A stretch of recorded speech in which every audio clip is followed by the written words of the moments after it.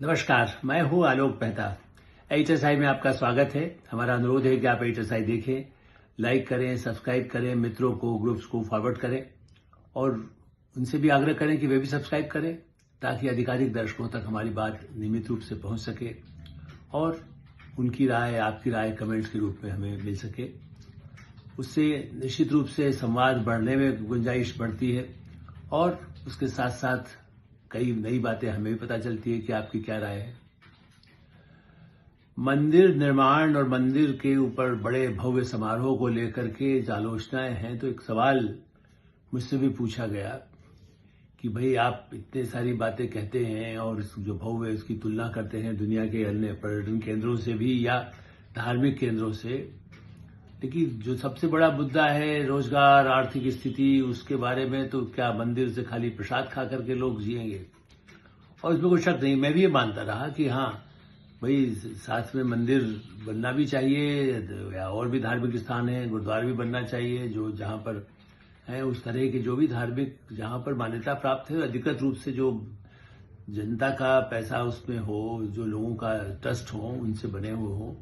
सरकार तो केवल सड़क बना सकती है, सरकारें थोड़ी सुविधाएं दे सकती हैं कि भाई वहां रेल जा रही है कि नहीं, बसें जा रही है कि नहीं, अच्छी सुविधाएं उपलब्ध है कि नहीं, होटल है तो होटल वहां पर उपलब्ध है कि नहीं।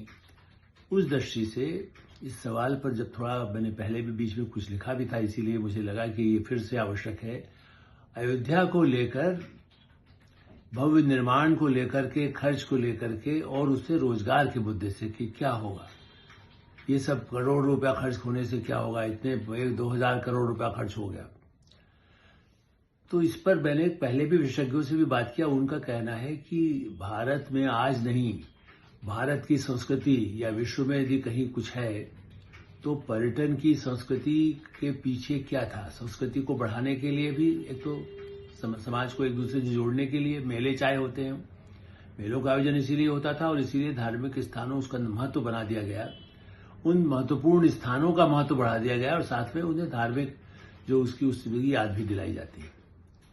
और पर्यटन से कितने देश, दुनिया के कई ऐसे देश हैं जिनकी राजधानियां हैं या राजधानी के अलावा भी छोटे शहर हैं, वो पर्यटन पर ही उनकी सारी आमदनी उनकी है। स्विट्जरलैंड किस लिए? पर्यटन खाली स्विस बैंक में अकाउंट के लिए नहीं है, वो तो जमा हो जाएगा बैंक में, लेकिन वहां जितने बड़े पैमाने पर टूरिज्म आता है, इटली में जितने बड़े पैमाने पर टूरिज्म आता है, न्यूयॉर्क या साउथ अफ्रीका में जो बड़े वाटरफॉल्स हैं उनमें जो आता है, या उनमें भी जो इस तरह के चर्च है बड़े।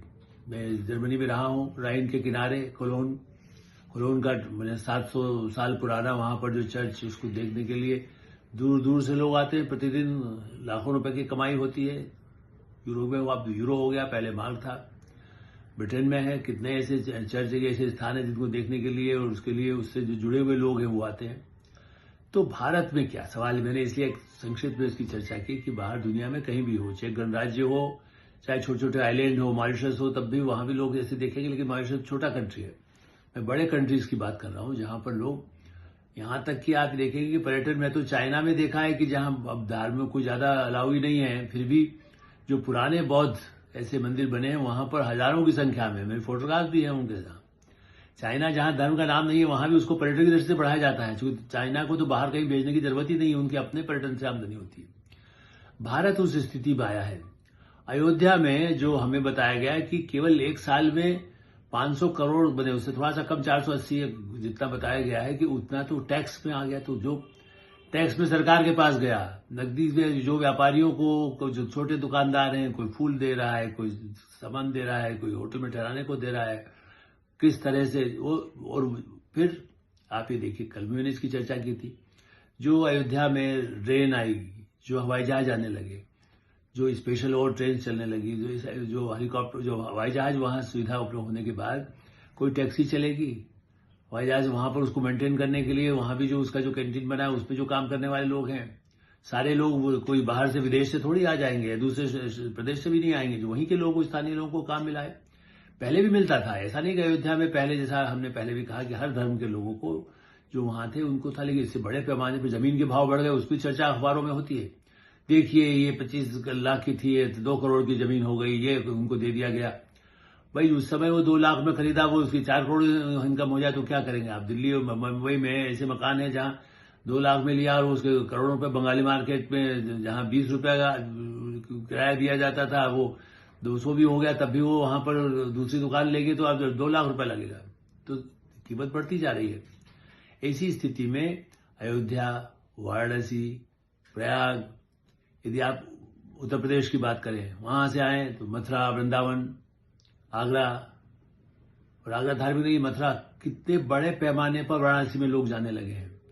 और इसीलिए मंदिर में भी जो बाकायदा इसको कहते हैं भाई आप कुछ ऐसी व्यवस्था हो सके जितनी भीड़ ना हो, तो उसका एक टिकट भी लगता है कि जो आदमी, वैसे तो मुफ्त जाने वालों के लिए भी कुछ सुविधाएं हैं, लेकिन उसके साथ ये है कि आपका यदि पहले दर्शन करना है, किस उसमें जाना है, दूसरे भी कोई ज्यादा लूटमार ना हो, वरना बड़े पहले तो चर्चा होती थी भाई वहां जाएंगे कोई ठग लेगा, कौन क्या कर लेगा। तो उसको भी नियमित करने में उसमें कितने बड़ा इंफ्रास्ट्रक्चर वाराणसी में प्रधानमंत्री नरेंद्र मोदी का कॉन्स्टिट्यूंसी आई। तो प्रधानमंत्री नरेंद्र मोदी आने के बाद जो कई देश के विभिन्न स्थानों पर, मैंने उत्तर प्रदेश इसलिए शुरू किया है कि देश में आप जब जाते हैं प्रधानमंत्री, केदारनाथ, बद्रीनाथ, तो लोग कहते देखिए साहब वो अपना चुनाव के पहले, चुनाव के बाद नहीं, छुट्टी दिसंबर में यदि 1 दिन के लिए जा रहे हैं, उससे लोगों का ध्यान जाता है कि प्रधानमंत्री वहां जाके गुफा में भी बैठ सकते हैं एक रात को, दूसरे लोग में कोई जाके ठहरेगा तो वहां कहां रह सकता है। पर्यटन को नेता जाए, बड़े से बड़े आए, यहां पर कौन आया था? अच्छा, क्लिंटन आए थे, वो ओबामा आए थे, वो महारानी, ब्रिटेन की महारानी आई थी, क्या चार्ल्स आए थे, या डायना कभी आई थी। ये उससे पर्यटन का जो बढ़ावा मिलता है, इसीलिए फिल्म स्टार जाएंगे, उनका फोटो होता है साहब ये वहां पर गए थे। ऐसे ही फिल्म वाले गोविंदा यदि महाकाल मंदिर गए तो आज उसके महाकाल मंदिर, इसलिए आप कह रहे हैं मध्य प्रदेश में टूरिज्म की दृष्टि से ये मोहन यादव मुख्यमंत्री बने हो, लेकिन केंद्र की निश्चित रूप से उसका सहयोग होता है क्योंकि परमिशन हो हेलीकॉप्टर की।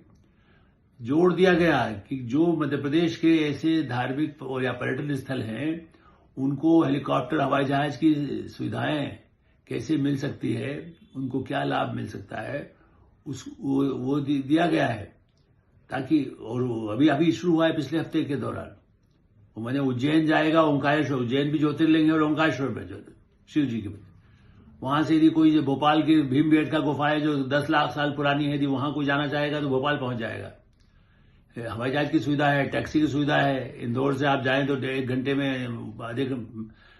घंटे में जो उज्जैन पहुंच जाएंगे, 3 घंटे में, जहां 8-8 घंटे लगते थे वहां भोपाल पहुंच जाएंगे 3.5 घंटे में। तो आप बाय रोड जाने वाला तो टैक्सी वाले को पैसा मिल रहा है, जो वहां रेस्तरां वहां है। आपको आश्चर्य होगा, वाराणसी हो या अयोध्या हो, उज्जैन हो, उत्तर भारत के ही कई ऐसे नगरों में लोगों को घरों में, जो मैं पहले आज से 40 साल पहले इटली में या और हॉलैंड में, नीदरलैंड में, जर्मनी में कई जगह ऐसे स्थानों पर रहा हूं, पर्यटन क्षेत्रों में, जहां पर कहते भाई आप यदि वहां पर एक अपना सेंटर होता है, आप कहां वहां बुकिंग करिए, तो आप एक घर में, यदि हमारे किसी के साथ बच्चा है, परिवार है, तो उसको सब सुविधाएं वहां मिल जाएंगी। आपको 1 कमरा 2 कमरा वहां मिल गया, वो जिसको कह सकते हैं कि बिल्कुल गेस्ट की तरह से। तो ऐसे अतिथिगृह लोगों ने घरों में बना लिया जिनकी इनकम 20,000 से 50,000 रुपया हो गई। उज्जैन जैसे शहर में यदि किसी के पास यदि आमदनी वैसे होने लगे, बनारस में होने लगे, अयोध्या में होने लगे, ये रोजगार नहीं तो क्या है। वो महिलाएं हैं जो घर में यदि, अच्छा ठीक है 1 कमरा हम ऐसा रखें जो हमारा एक्स्ट्रा है, संयुक्त परिवार है, वहां से यदि काम करने के लिए वो दिल्ली मुंबई चला गया, कलकत्ता चला गया, उसके बाद वो कमरा खाली है, या वो वहीं पर उसी प्रदेश में भी किसी और जगह काम कर रहा है, या किसी से बड़े घर है, पुराने हवेलियां बनी हुई हैं, राजस्थान में कितनी हवेलियां हैं।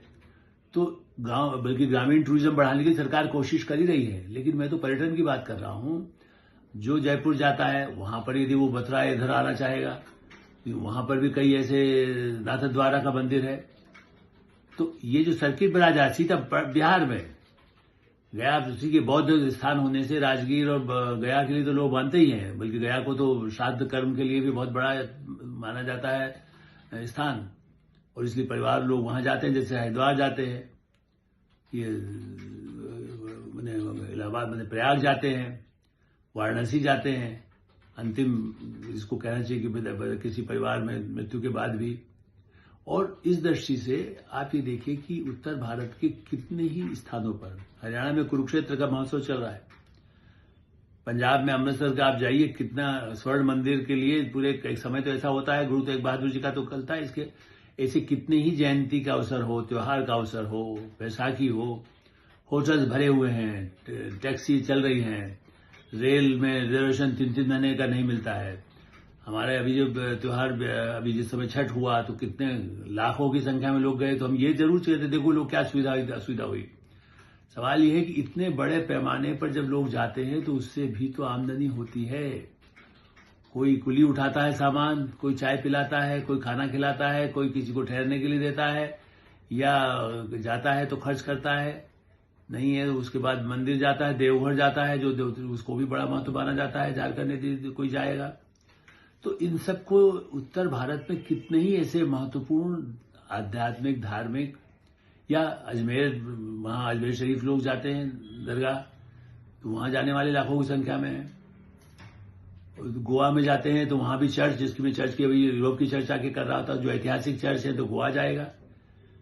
तो अभी वहां क्यों सुविधा, इंफ्रास्ट्रक्चर बढ़ रहा है, गोवा में बीजेपी की सरकार आ गई तो ऐसा हो रहा है।